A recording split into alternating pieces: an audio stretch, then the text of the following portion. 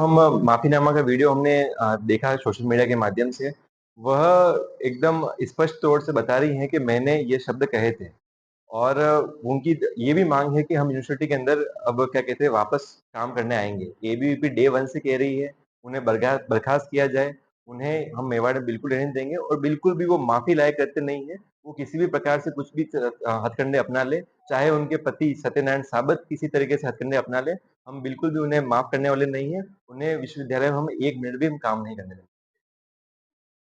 मंत्री एबीवीपी विधायक।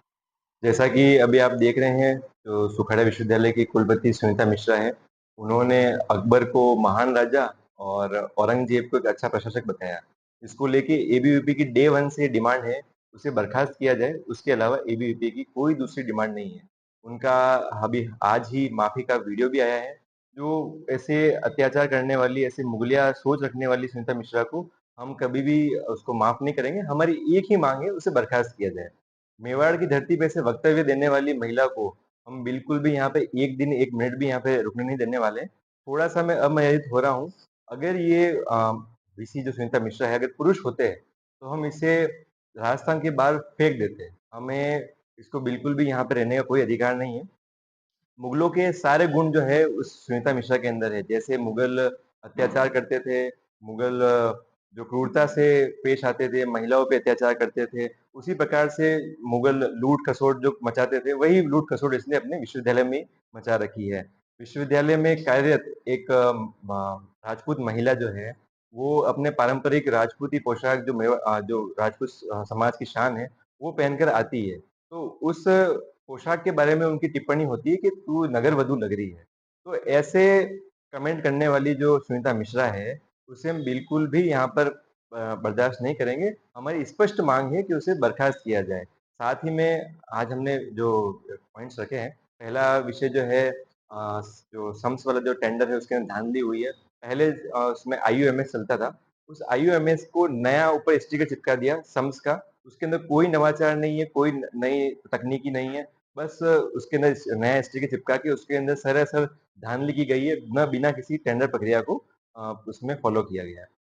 दूसरा जो विवादित प्रोफ़ेसर है एमएस ढाका, उनके खिलाफ जब राजभवन से एफआईआर के आदेश भी है, वो आपराधिक प्रवृत्ति का प्रोफ़ेसर है। उसके बावजूद भी सुनीता मिश्रा उनको अपने सलाहकार मंडल के अंदर रखती है, उनकी सलाह से वो काम करती है और ऐसी उनके गलत सलाह के कारण ही ऐसे-ऐसे नतीजे आते हैं। हाल ही में हमने देखा होगा तो जो छात्रों के निष्कासन का जो कमिटी बनी थी, उस कमिटी के अंदर वो बताते हैं कि मेरे साथ दुर्व्यवहार हुआ है, वो खुद ही कमिटी के अंदर होते हैं। तो ये सरासर गलत है। साथ में उस कमेटी के जो मेंबर्स हैं, उसमें से 3 मेंबर्स ने अपने जो साइन है वो विथड्रॉ कर दिए। उन्होंने बताया कि जो प्रोफ़ेसर एमएस ढाका है, उन्होंने हमें डरा-धमकाकर भयभीत माहौल बना के हमसे साइन करवाए गए हैं। तो इस प्रकार की कमेटी, इस प्रकार के जो आदेश फिर निकालती है, वो किस प्रकार से आप देखते हैं? सीधा-सीधा ये मुगलिया क्रूरता आप हम कह सकते हैं।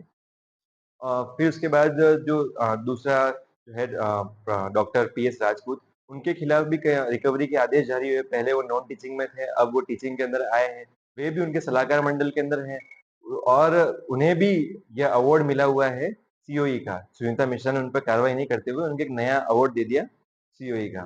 साथ में उनके सलाहकार मंडल में है टीकम चंद डाकल, उनकी भी अगर आप हेडक्वार्टर छोड़ते हैं, तो आप बिना परमिशन के उनको छोड़ नहीं सकते। लेकिन वो बिना परमिशन के हेडक्वार्टर छोड़ते हैं, विदेश में सेवा करके आते हैं, उन्हें रजिस्ट्रार आदेश जारी करते हैं कि इनके खिलाफ कार्रवाई की जाए। बॉम्बे भी उनके खिलाफ कार्रवाई का आदेश पारित हो जाता है।